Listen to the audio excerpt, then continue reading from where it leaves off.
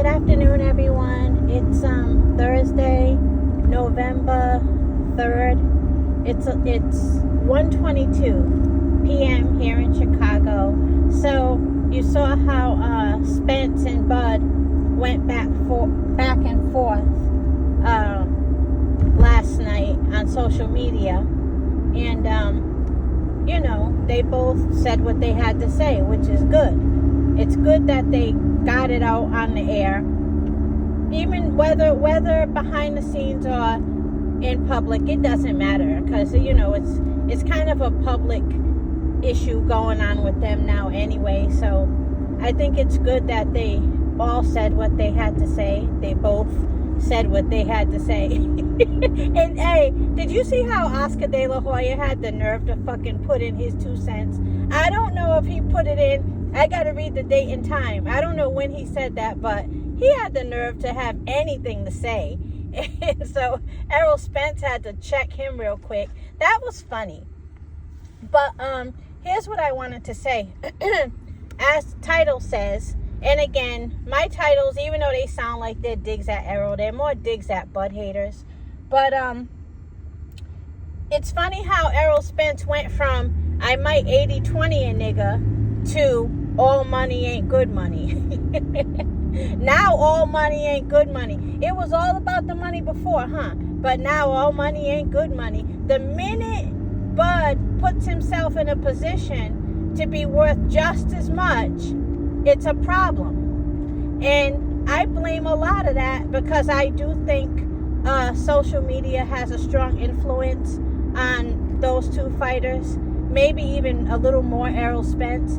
I blame it on the Bud haters. You guys made such a big deal, man. You wouldn't let it go. You wouldn't leave it alone about how Errol is worth so much more and Bud needs to take what he can get. And, Errol has 3 belts, Bud has 1. As if Errol had 3 belts when Bud first wanted him. Like, if I want to fight you and you got 1 belt and I got 1 belt, and you tell me, well, I'm going to clean up my side of the street first, I don't think it's fair that you told me you're going to clean up your side of the street. You didn't tell me you're going to go clean up your side of the street and then use it against me financially, So, yeah, Errol has 3 belts, but it's not like Bud waited until he had 3 belts to want to fight him.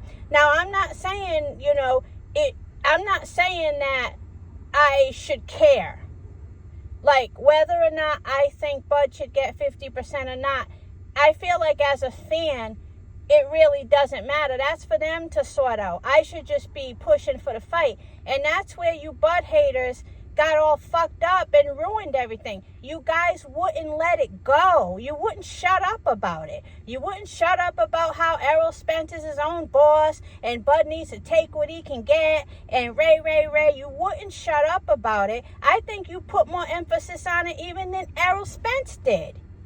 And now, again, Bud is in a position where he could have gotten them both an equal amount of money, and now all of a sudden, all money ain't good money. And again, I think you guys being an influence, you guys have a lot to blame about that, because you wouldn't shut up about it. You should just be pushing for the fight. You shouldn't be pushing for Bud should get less. Like, who are you to say Bud should get less? I learned my lesson doing that, because I can't say I've never done it before. I'm a big Gary Russell fan, and I learned my lesson doing that, trying to get into what Gary Russell should get, and what happened, the fight never happened. So, I don't know why we can't just be fans and mind our business with the business end of it. Because again, now you guys are looking stupid. The minute Bud is able to get in a position where he can get what he deserves and what he feels he deserves, now it's a problem. Now you want to know how clean the money is. But anyway, that's how it goes. Look, I don't know. I need to drive. But yeah, that's you guys. You guys created a lot of that monster. I hope we get the fight, and I hope, everybody can focus on what their part should be. If you're a fan, be a fan. Push for the fight. Get out of their pockets. Jeez.